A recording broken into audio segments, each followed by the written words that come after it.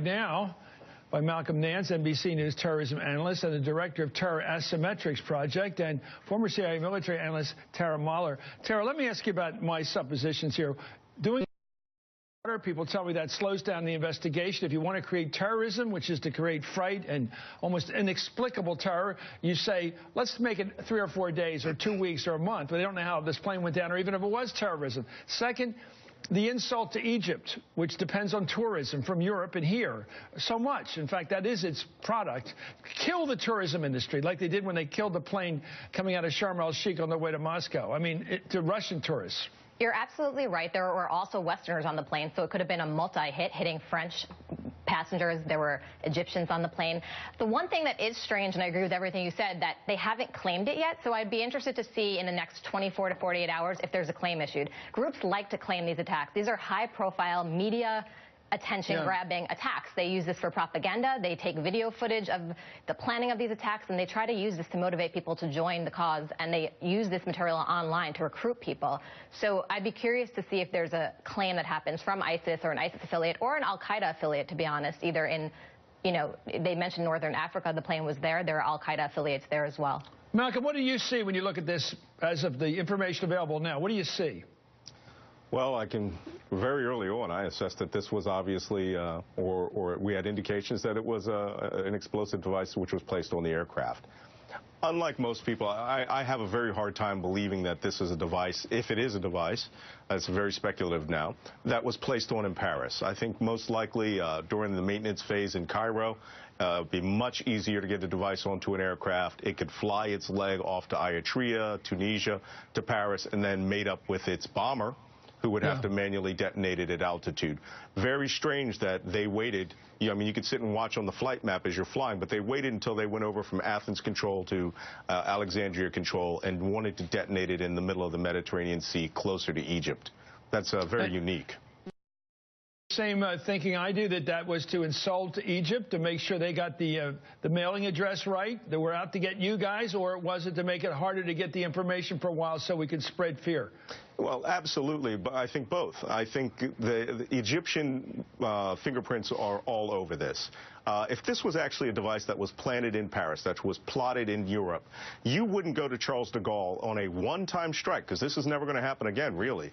The security measures are going to be put in place. You wouldn't waste that weapon system by just putting it on an Egypt Air airliner with 66 passengers, unless you had access to that aircraft early on. You would go and try to do the Pan Am Flight 103 routine, where you put it on a U.S. airliner to blow up over the Atlantic Ocean, or a large European carrier with 200 or 300 passengers on it. So I believe that this has something to do with Egypt's politics. Certainly there's an ISIS affiliate group there, and there's also al-Qaeda affiliates, and they wanted to make sure that this plane went down as it was approaching Egypt, or it was just the easiest way to get that weapon system detonated.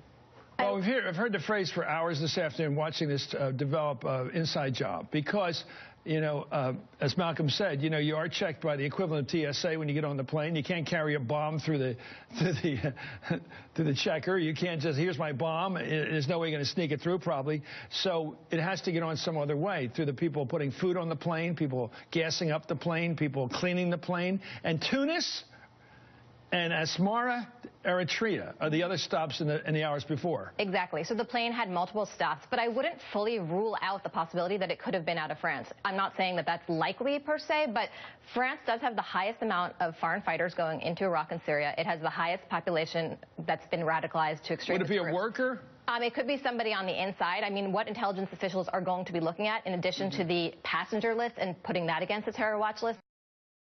You've just grabbed me. You just hit me. This is the kind of thing, Malcolm, that really stuns us civilians here. Why would they be checking the passenger list at this point against the terror list? Well, why wouldn't that be done before takeoff? Well, I'm sure it is done in a cursory level, you know, as they go through the flight manifest to make sure that people who are on their list of suspected personnel don't get into Europe or don't come into Egypt from Europe. However, here we're talking about clean skin agents. We're talking about people who may not have had any previous association with terrorism, but which may have a circuitous route to that, where they may have had a relative who was put in prison or who may have been part of the Sinai, ISIS groups there. So now they're going to do a deep dive into the background of those passengers and the crew, which is probably likely where we're going to find the fault in this mission. Have you also thought back to the Egypt Air co-pilot who committed suicide coming out of New York? Have I what? Have you thought about that case, too, here? Yeah, there have been multiple cases. And the Egyptian government still denies it was a suicide case. But that's what's interesting in this case. The Egyptian government came out pretty early suspecting this of terrorism. That's not actually what they usually do. And U.S. intelligence came out pretty early saying that it's likely to be a bomb on board. That suggests to me there might be some additional evidence that there was, in fact, a bomb, whether that's from imagery they have or some other, intelligence that they have behind the scenes. But again, it's too early to say until we see exactly what they're looking at on the intelligence side. So when are we going to know what happened?